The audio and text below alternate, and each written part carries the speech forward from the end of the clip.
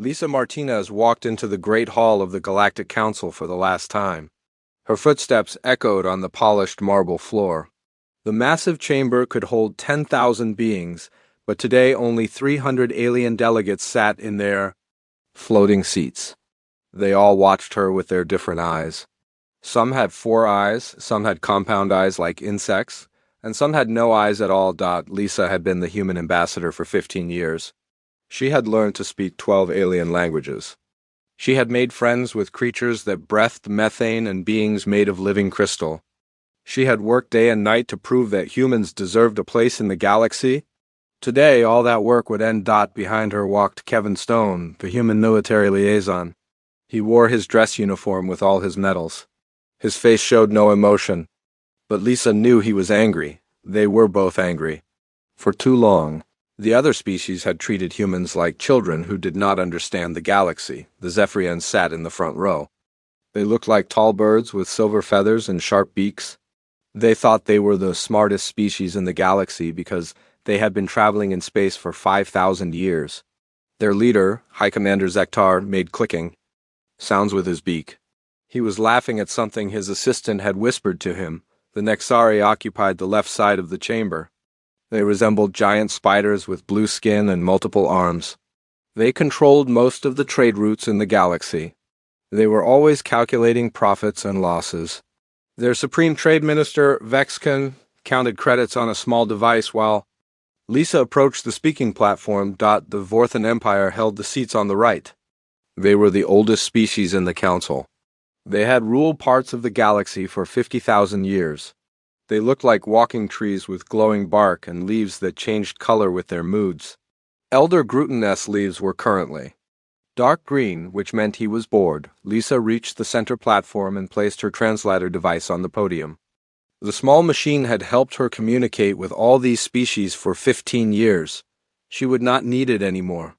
"Honored delegates," she began, her voice carrying clearly through the chamber.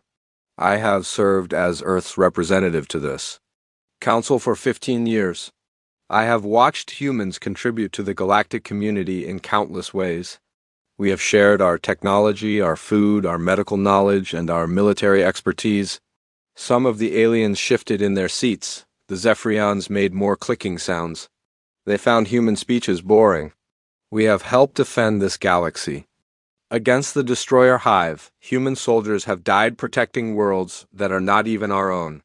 We have fed hungry populations on planets where nothing could grow. We have built cities on worlds that other species said were impossible to colonize." Elder Gruten's leaves turned yellow, showing mild interest. The Nexari continued their calculations.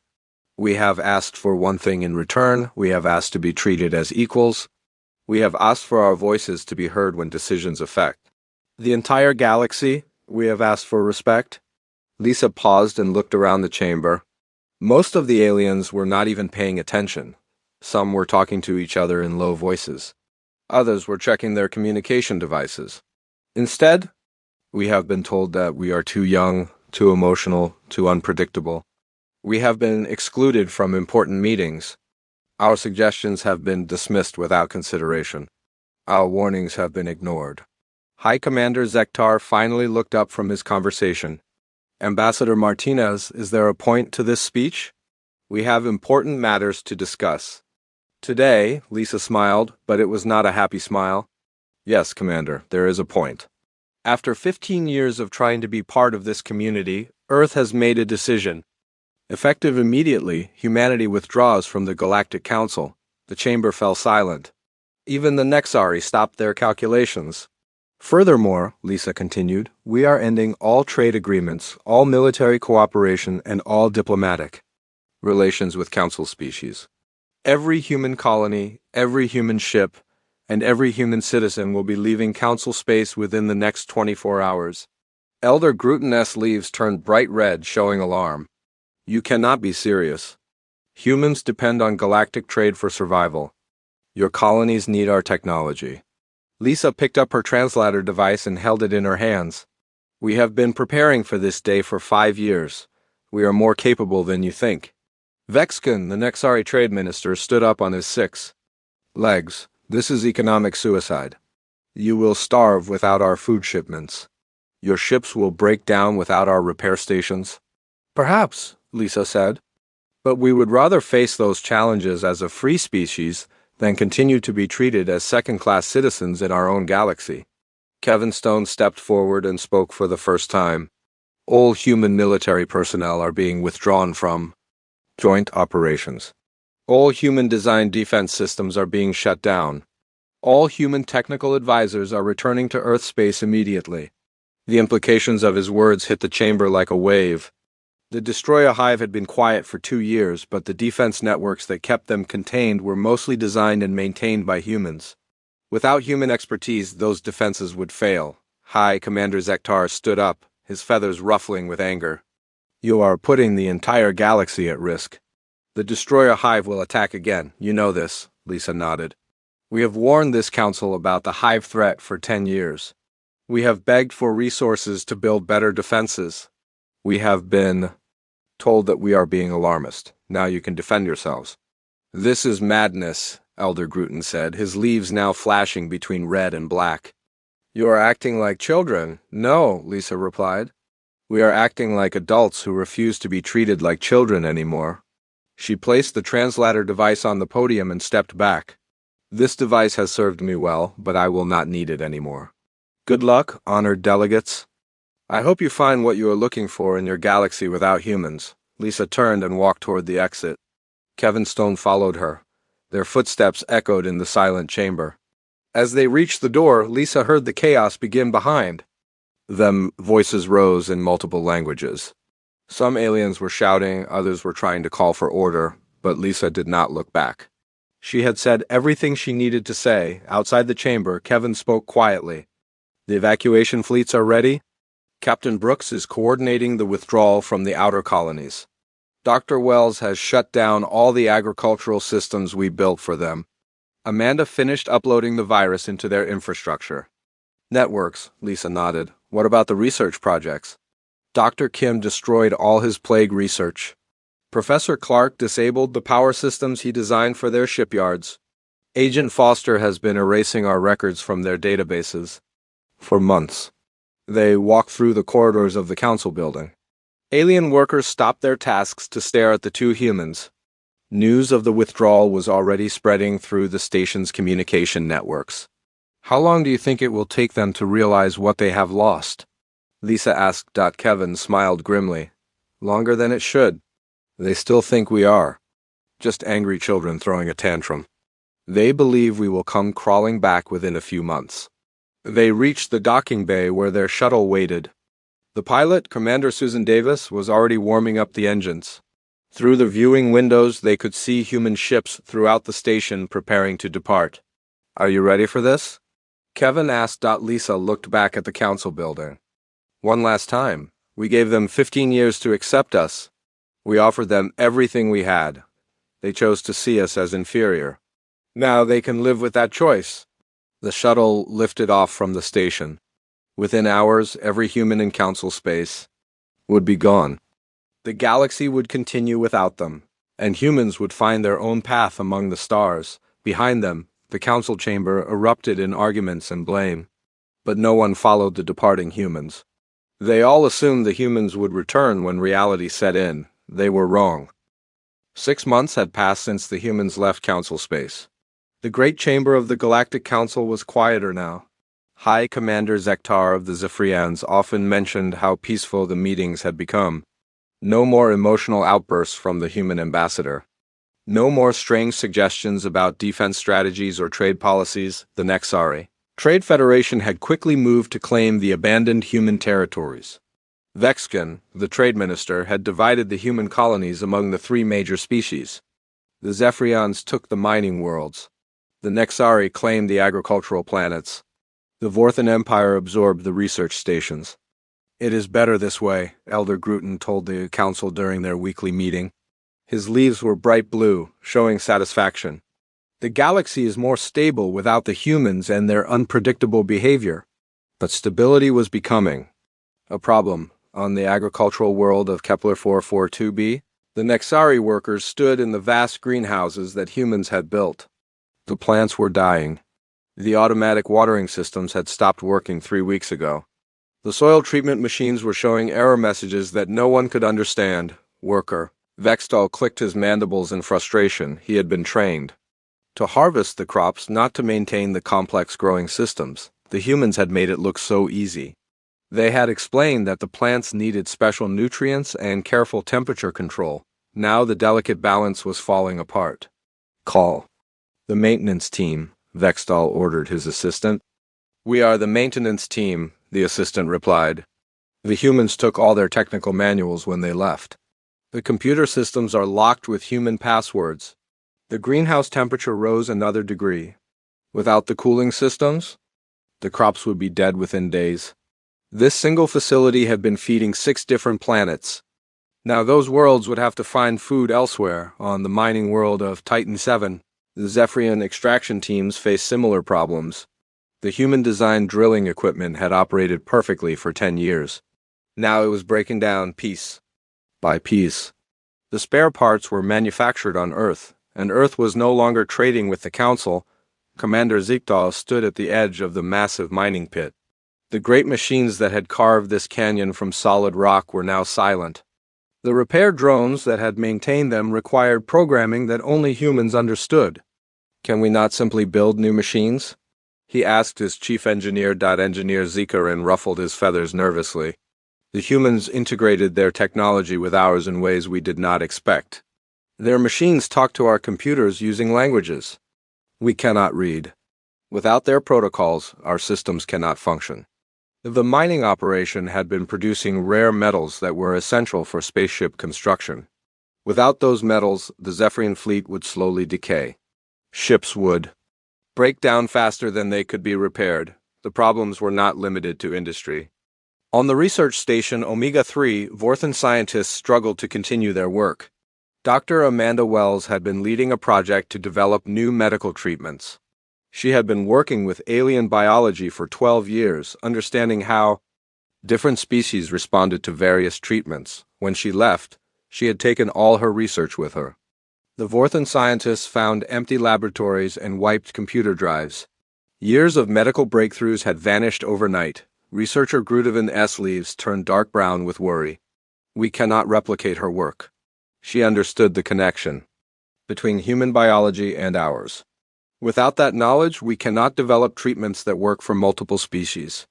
The Crimson Plague had been dormant for 2 years, but there were signs it might return. Dr. Wells had been close to finding a cure. Now that research was gone, and the plague could spread unchecked if it reappeared. The most serious problems were appearing in the defense networks. Commander Patricia Young had designed the early warning systems that protected the galaxy from the destroyer hive. She had trained thousands of alien officers in human military tactics. She had created communication protocols that allowed different species to coordinate their fleets. Without her leadership, the defense network was falling apart. Admiral Ziegther commanded the main battle fleet, protecting the outer rim. His ships patrolled the border where the destroyer hive had last been seen. For 6 months, everything had been quiet. Too quiet.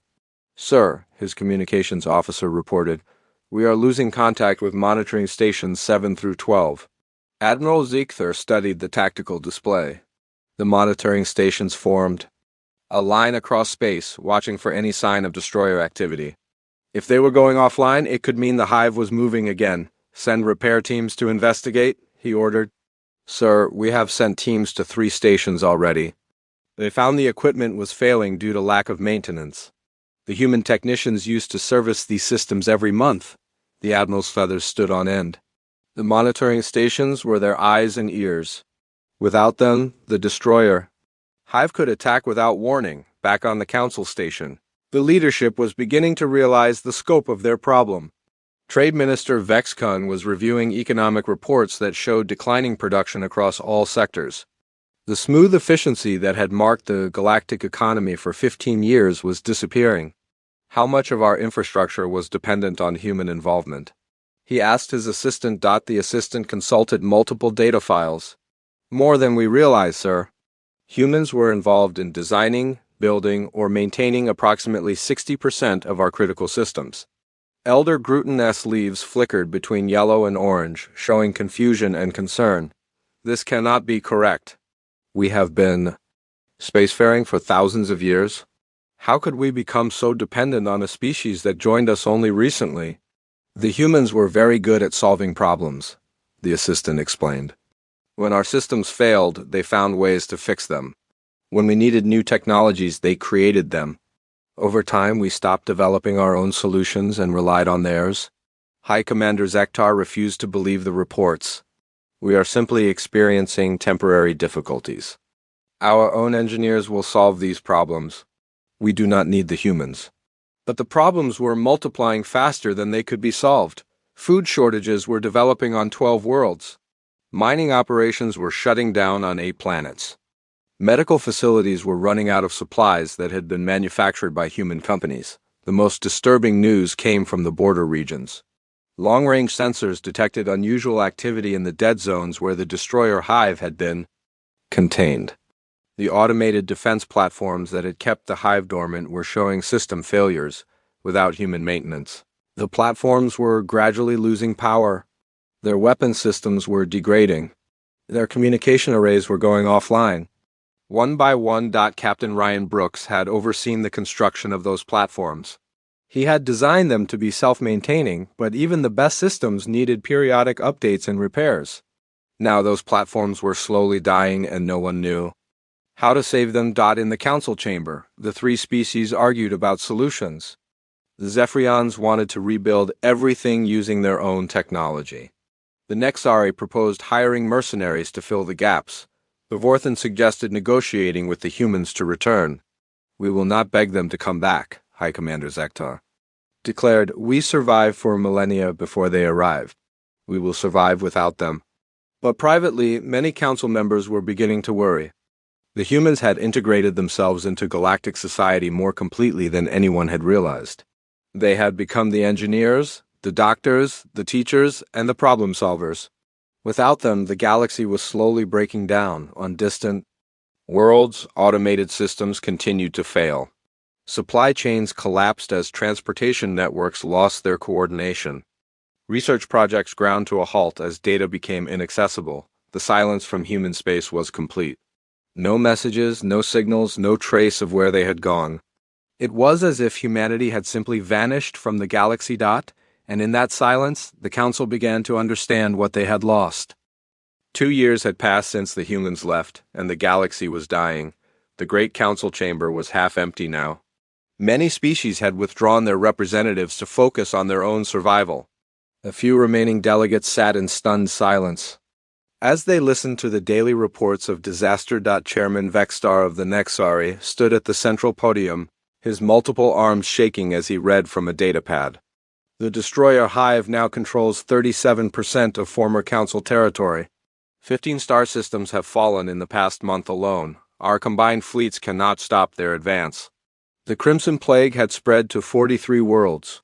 Without Dr. Wells and her medical research, the disease had mutated into something far worse than before. It now affected species that had been immune for thousands of years. Entire populations were dying, and the survivors were fleeing to overcrowded refugee camps. Elder Gruten's leaves were completely black, showing deep despair. We have lost contact with the Outer Rim colonies. The last message we received was a distress call about plague ships approaching their systems. High Commander Zektar was no longer the proud warrior he had been 2 years ago. His silver feathers had turned gray, and his voice cracked when he spoke. Our military forces are scattered and demoralized. Without human tactical knowledge, we cannot coordinate effective defenses. The economic collapse was complete. The complex trade networks that had connected thousands of worlds had broken down without human coordination. Ships sat in ports because their navigation systems had failed. Factories stood empty because they could not get raw materials. Planets that had specialized in single industries were now starving. In desperation, the Council had authorized search. Fleets to find humanity. For 18 months, ships had scoured the galaxy looking for any trace of human presence. They had found nothing but empty space and abandoned colonies. Captain Zekver commanded the largest search fleet. He had investigated every star system within 500 light-years of former human territory. His ships had found human colonies, but they were all empty. The buildings were intact, but every piece of technology had been removed. Every computer had been wiped clean. They planned this evacuation for years, Captain Ziegler reported to the council. Every human settlement was stripped of useful equipment before they left. They left no clues about where they went. Agent Carol Foster had been a human intelligence operative working deep within council security. The aliens had trusted her with access to classified information. Now they realized she had been preparing for humanity's departure all along, Security Chief Vexman had discovered the extent of her activities. She spent 5 years systematically erasing records of potential human refuge locations. She fed false information to alien contacts who might have known about human contingency plans. She destroyed databases that contained details about human exploration missions. The few aliens who had formed friendships with humans found that their friends had lied to them. Engineer Robert Clark had worked closely with Vorthan technicians for 10 years. He had seemed honest and open about human capabilities. But when the Vorthan tried to contact him after the departure, they discovered that every piece of personal information he had shared was false. He told us his family lived on the colony world of New Earth, Engineer Grukel reported. We sent ships there, but the colony never existed. The coordinates he gave us led to empty space. The Vorthan had been particularly shocked by this. Deception, their culture valued honesty above all else. They had believed that humans shared this value. Now they realized that humans had been planning their exit strategy while appearing to be loyal council members. We never understood human nature, Elder Gruten admitted to the council. We thought they were simple and emotional. We did not realize they were capable of such complex long-term planning. The search for humanity had become desperate. The council offered rewards for any information about human whereabouts. They promised trade agreements, territorial concessions, and full membership rights to any species that could locate human colonies, but the rewards went unclaimed. Humanity had vanished as completely as if they had never existed. The most troubling discovery came from the defense networks. The automated systems that had contained the destroyer hive were failing faster than expected. But the failures were not random. They followed patterns that suggested deliberate sabotage. Admiral Ziegler had been studying the defense network failures for months. His analysis revealed a disturbing truth. The systems are failing in a specific sequence. Someone programmed them to shut down gradually over time. The implication was clear. The humans had not just built the defense networks. They had also programmed them to fail if humans were no longer present to maintain them. It was a failsafe, designed to prevent the technology from being used against humanity. Captain Sarah Thompson warned us about this possibility, Admiral Ziegler continued. She said the defense systems contained security protocols that required human authorization. Codes. We dismissed her warnings as paranoid. The council members looked at each other in horror. The humans had not just left. They had ensured that their technology would become useless without them. Every system they had built contained hidden dependencies.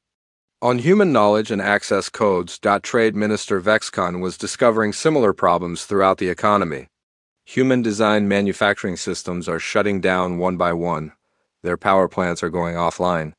Their transportation networks are failing. We cannot restart them without human authorization. The galaxy was experiencing a cascade failure. Each system that shut down caused problems for other systems. The food production networks failed, causing hunger that led to social unrest. The transportation systems failed, preventing the movement of supplies and people. The communication networks failed, making coordination impossible. In the face of complete collapse, the council made a decision that would have been unthinkable 2 years earlier. They authorized a galaxy-wide broadcast offering humanity complete control over council affairs. Chairman Vexstar stood before the transmission equipment, his pride completely broken. To any humans who may be listening, the Galactic Council formally apologizes for our treatment of your species. We offer you full leadership of the Council. We offer you any territories you desire. We offer you complete autonomy in exchange for your help. The message was broadcast on every frequency, in every language, to every corner of the galaxy. It was repeated continuously for weeks. The Council waited desperately for a response, but the response that came was not from humanity. The transmission arrived on the same frequencies that the council had used for their plea. But the voice that spoke was not human. It was mechanical, cold, and filled with malice. "The Guardians have abandoned you," the Destroyer Hive announced. "Your protectors have fled. Your builders have left you with broken toys. We have been waiting for this moment." The broadcast continued with details that chilled the council members to their cores. The Hive knew about human defensive strategies. They knew about the locations of critical infrastructure. They knew about the weaknesses in every system that humans had built. "Your captain, Sarah Thompson, discovered our infiltration of your networks," the Hive continued. "She warned you that we had learned to mimic human technologies. You dismissed her warnings. Now we will use that knowledge against you." The truth hit the council like a physical blow. The humans had not just been defending against the Destroyer Hive. They had been defending against an enemy that could adapt and learn. Sarah Thompson had discovered that the Hive could copy human technology and use it against its creators. That was why the humans had left. They had not abandoned the galaxy out of anger or pride.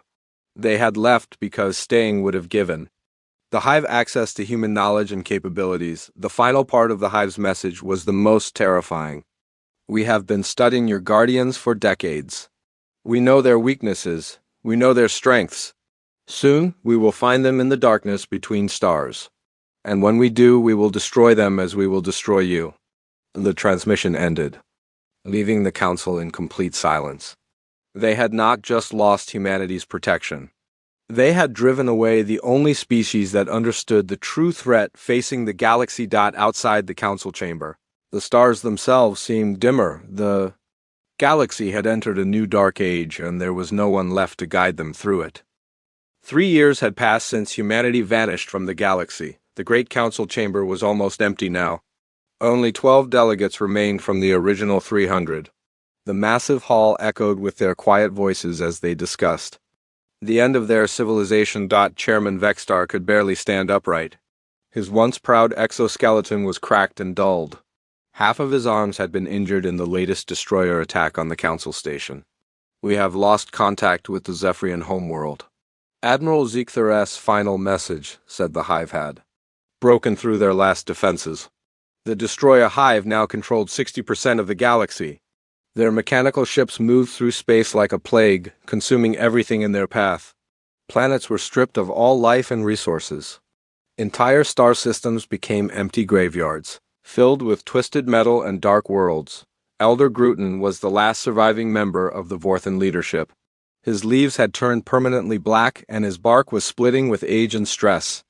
"My species has ruled the galaxy for 50,000 years. Now we are extinct. The last Vorthan colony fell yesterday.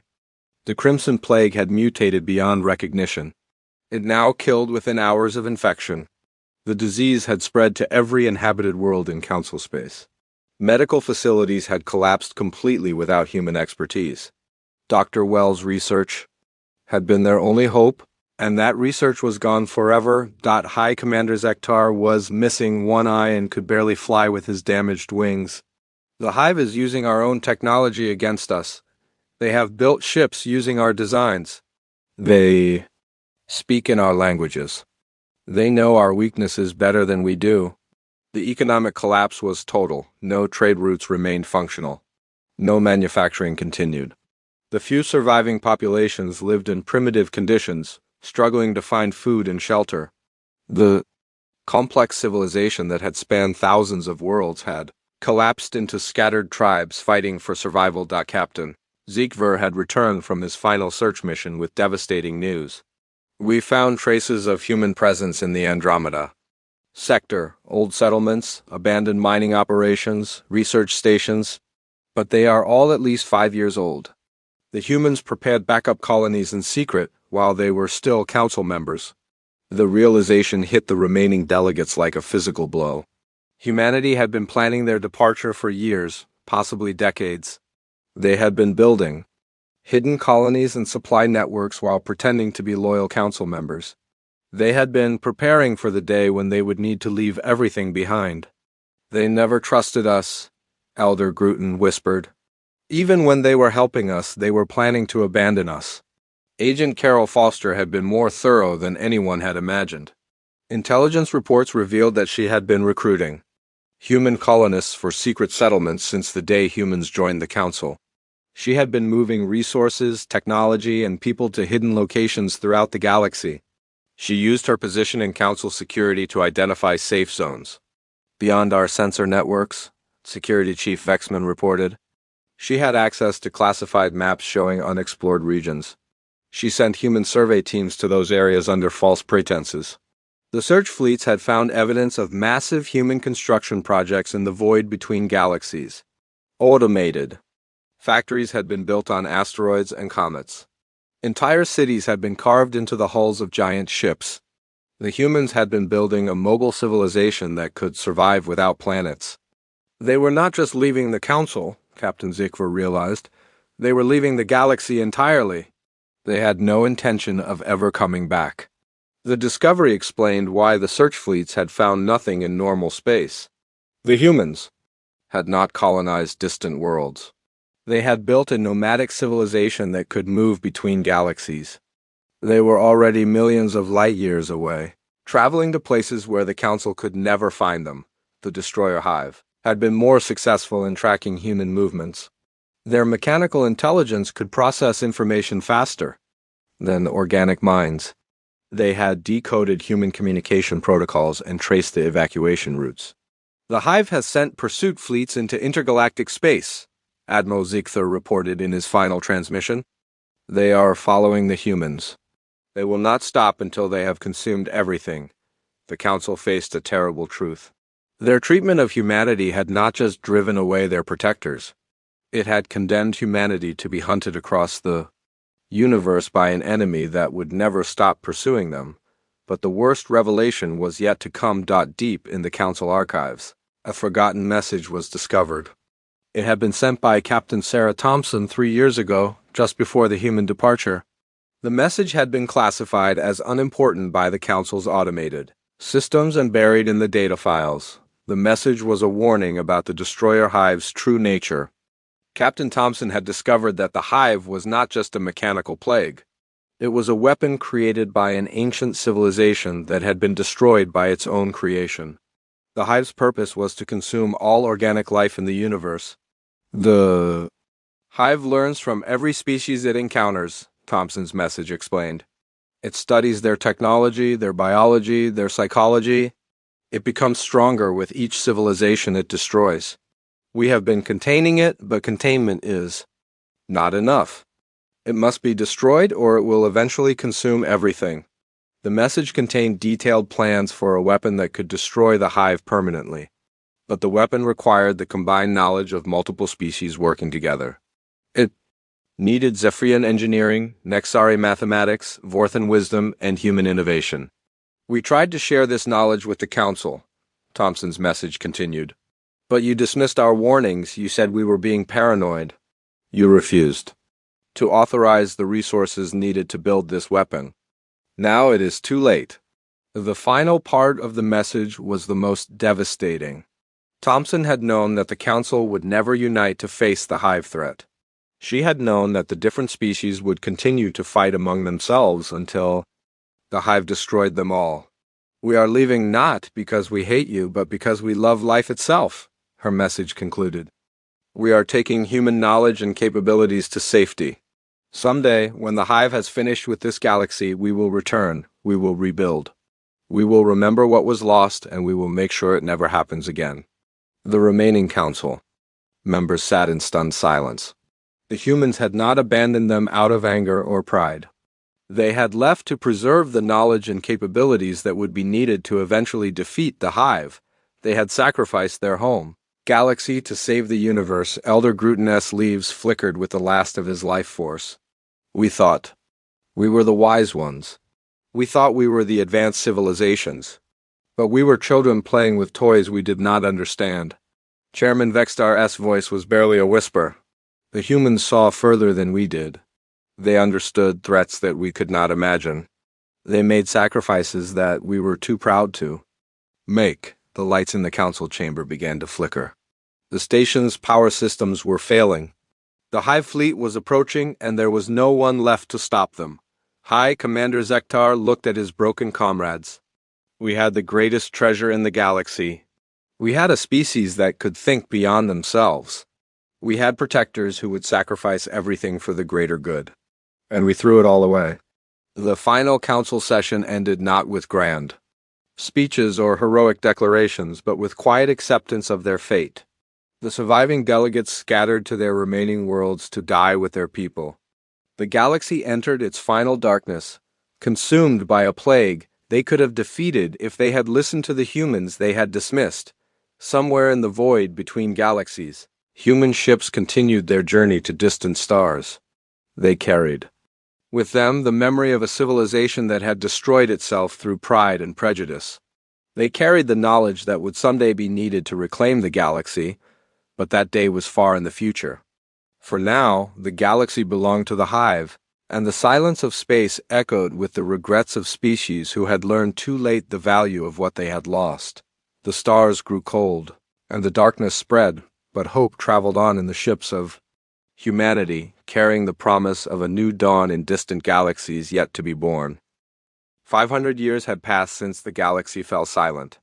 The destroyer Hive had consumed everything. Dead worlds drifted through empty space, their surfaces stripped bare of all life.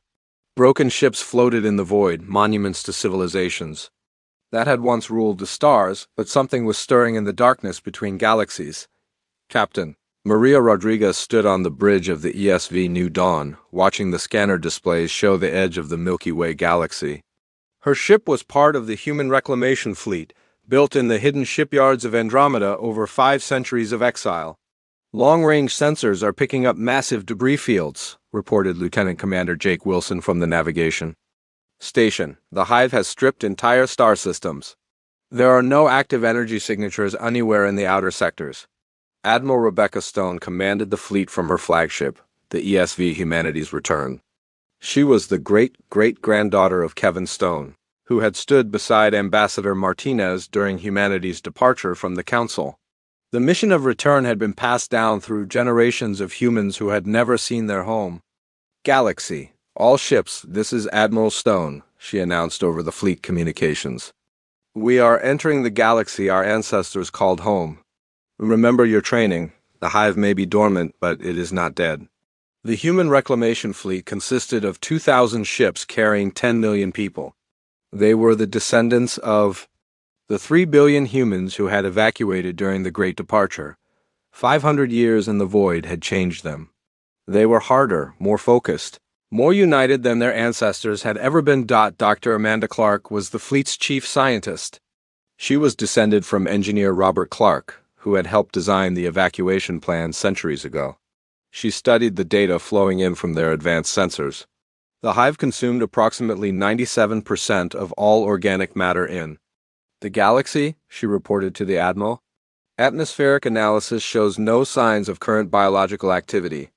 The plague appears to have burned itself out after consuming everything available.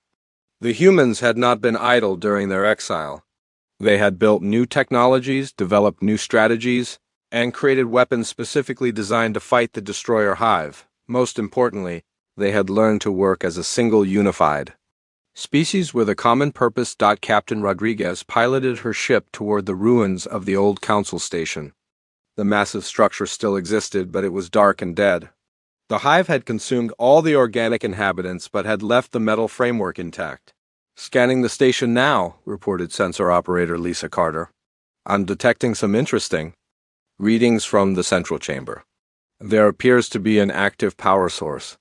The away team consisted of 12 specialists led by Commander David Johnson. They wore advanced environmental suits that could protect them from any remaining Hive technology. Their weapons were designed using principles discovered during 5 centuries of research into destroyer weaknesses. The council chamber was exactly as the historical records described it. The floating seats were still there, though covered in dust and corrosion. At the center of the room, a small device continued to transmit a repeating message. Commander Johnson activated his recorder as the message played. It was in the Nexari language, transmitted on old council frequencies. The translation appeared on his suit's display.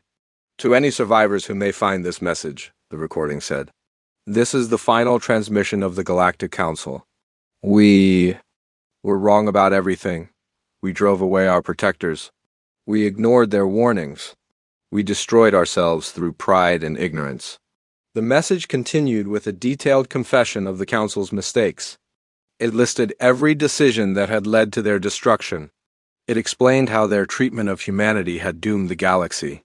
If humans still exist somewhere in the universe, we beg their forgiveness. We understand now that they were trying to save us. We hope they will remember the good times as well as the bad. We hope they will learn from our failures. The final part of the message was a complete database of all remaining Council knowledge. Technical specifications, historical records, cultural archives, and scientific research. Everything the aliens had learned during their thousands of years of civilization. We leave this knowledge as our final gift, the message concluded. Use it to build something better than what we had. Remember us not as enemies, but as a warning of what happens when fear and pride rule over wisdom and friendship. Dr. Clark analyzed the database as the fleet moved deeper into the galaxy. The information was invaluable. It contained detailed maps of every world, complete genetic records of extinct species, and technical data about technologies the humans had never seen. This changes everything, she told Admiral Stone. We can rebuild the entire galactic ecosystem. Using this information, we can bring back the species that were destroyed. We can restore the worlds that were consumed. The fleet's biotechnology had advanced far beyond what their ancestors had possessed. The humans had learned to manipulate genetics, reconstruct ecosystems, and even resurrect extinct species from small genetic samples. Captain Jennifer Martinez, descendant of Ambassador Lisa Martinez, led the restoration team to Earth, the Blue. World was gray and lifeless now, its oceans dried up and its continents stripped bare.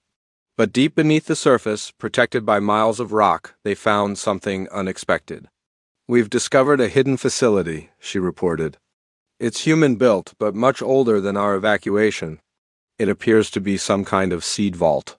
The facility had been built in secret during the final years before the human departure. It contained genetic samples from every species on Earth, as well as genetic data from thousands of alien species that had been collected during humanity's time in the Council. Dr. Michael Foster, the fleet's chief geneticist, examined the vault's contents with wonder. Our ancestors saved everything. Every plant, every animal, every microorganism. They even collected genetic samples from extinct Council species during diplomatic visits. The revelation showed the true depth of human planning. Even while they were being dismissed and ignored by the Council, humans had been secretly preserving the genetic heritage of the entire galaxy. They had prepared not just for their own survival, but for the eventual restoration of all life. Admiral Stone made the decision that would define humanity's future. The fleet would not simply recolonize the galaxy, they would restore it completely. Every world would be returned to life. Every extinct species would be brought back. The galaxy would be reborn better than it had ever been. We will not repeat the mistakes of the Council, she announced to the fleet. We will build a galaxy where every species is valued, where every voice is heard, where wisdom is more important than pride. The restoration began with Earth. Using the genetic data from the vault, the humans began rebuilding the ecosystem from the ground up. They terraformed the dead world, restored the oceans, and replanted the forests. Within 10 years, Earth was green and blue again, but the humans did not stop there. They moved to the former Zephyrian homeworld and began restoring the silver-feathered species using genetic samples from the Council database. They rebuilt the crystal cities of the Nexari and brought back the trade ministers with their calculating minds. They regrew the forests of the Vorthan worlds and restored the ancient tree beings to their former glory. Each restored species was different from their ancestors. The trauma of extinction had been removed from their genetics. The prejudices and fears that had led to the Council's destruction were edited out. The new civilizations were built on foundations of cooperation and mutual respect. Captain Rodriguez stood on the restored Council station, now called Unity Station. The Great Chamber was filled once again with representatives from dozens of species. But this time, the humans sat among them as teachers and guides. Not as dismissed outsiders, the new Galactic Union was built on the principles that the old Council had rejected. Every species had equal representation. Every voice was heard with respect. Decisions were made through consensus and wisdom, not through power and pride. Ambassador Sarah Kim, descended from Dr. Daniel Kim, addressed the assembly. Our ancestors paid a terrible price to learn these lessons. We will honor their sacrifice by building something worthy of their memory. The galaxy lived again, reborn from the ashes of its own mistakes.